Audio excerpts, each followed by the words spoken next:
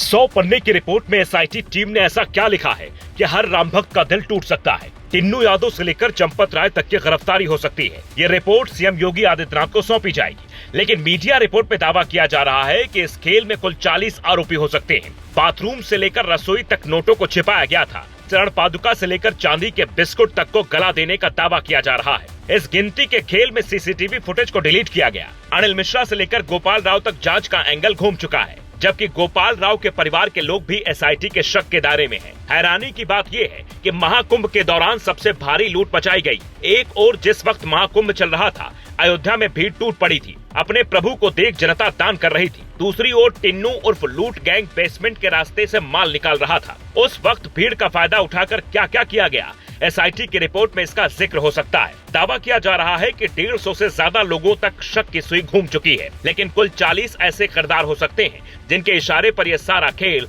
रचा गया था। अब कई सवाल खड़े होते हैं। चंपत राय का रिश्ता आरएसएस और वीएचपी से जुड़ा हुआ है। राम मंदिर की देखरेख के लिए जो ट्रस्ट चलता है, उसमें किसी राजपूत की एंट्री नहीं है। योगी आदित्यनाथ पर ठाकुरवाद फैलाने का आरोप लगता है, लेकिन अब लोग सवाल उठा रहे हैं कि रघुवंशी के मंदिर में किसी रघुवंशी को शामिल क्यों नहीं किया गया। एसआईटी को कोई हैरान करने वाली बात पता चली। मंदिर में सिर्फ धन की लूट नहीं होती थी, बल्कि वहाँ कुछ और अनैतिक होने का शक है। 60 घंटे तक लगातार एसआईटी ने जांच की। बड़ा सवाल ये है कि करोड़ों भक्तों की भावनाओं के साथ जो हुआ, उसका हिसाब एसआईटी तो नहीं, प्रभु श्री राम ही कर सकते हैं। मामला इतना गंभीर है कि जिन लोगों को जिम्मेदारी मिली, उन सभी ने या तो अपने खास को मंदिर की देखरेख टीम में घुसाया या फिर अपने भरोसेमंद लोगों को जिम्मेदारी दी। यानी हर नियम ताक पर रखा गया। पुलिस सुरक्षा में तो तैनात थी, लेकिन मंदिर के भीतर से हो रही चोरी को रोक नहीं पाई, क्योंकि पुलिस पर टिन्नू का राज चलता था। चंपत राय पहले दिन वीडियो बनाकर दावा करते हैं कि मंदिर में कुछ भी गलत नहीं हुआ है, जबकि एसआईटी रिपोर्ट में उन्हें जेल भेजने की सिफारिश हो सकती है।